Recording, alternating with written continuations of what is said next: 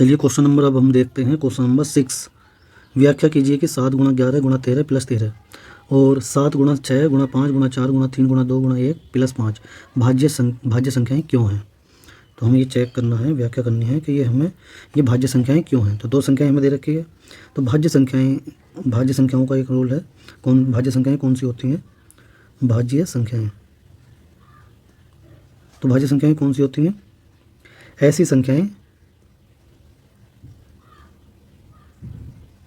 ऐसी संख्याएं जिनके दो से अधिक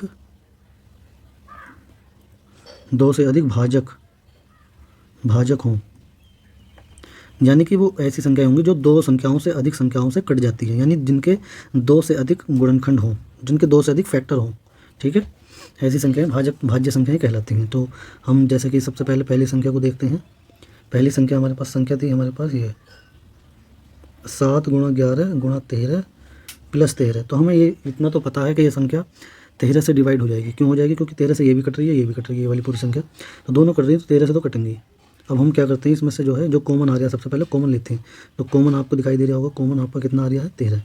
तो 13 कॉमन लेंगे तो ये आ जाएगा, 13 कॉमन ले लिया, यहाँ से बचेगा 7 गुणा 11, 13 तो चला गया, प्लस यहाँ से भी 13 चला गया, तो 1 बचेगा।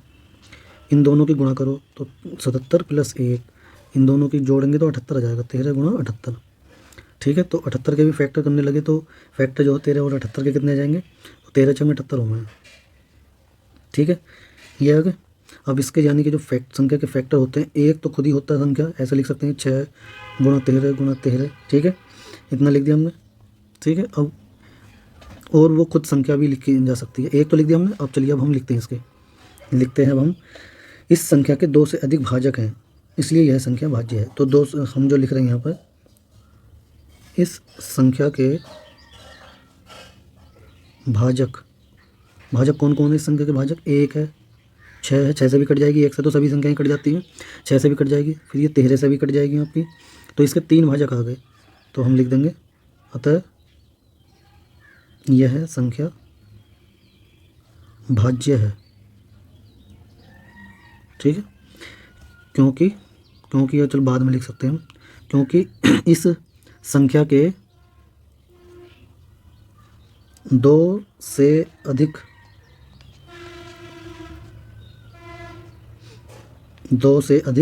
भाजक हैं।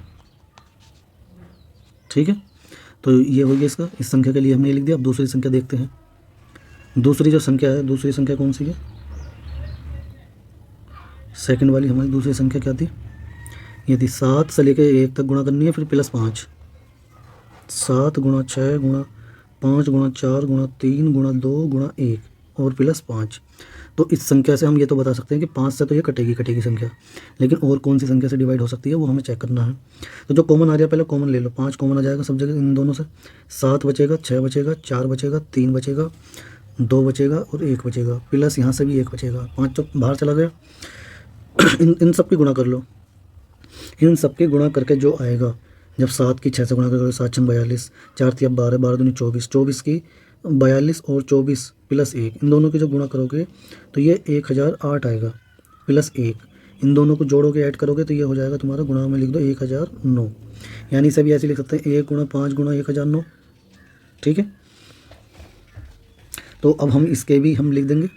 ठीक है, ये लिख देंगे, इस संख्या के भाजक जो आ गए हमारे पास वो कितने आ गए? 1 भी है, 5 भी है, 1009 भी है। इन तीनों संख्याओं से डिवाइड हो जाएगी। इसके भी 2 से ज़्यादा भाजक आ गए, तो हम कह सकते हैं चूँकि इस संख्या के दो से अधिक भाजक हैं,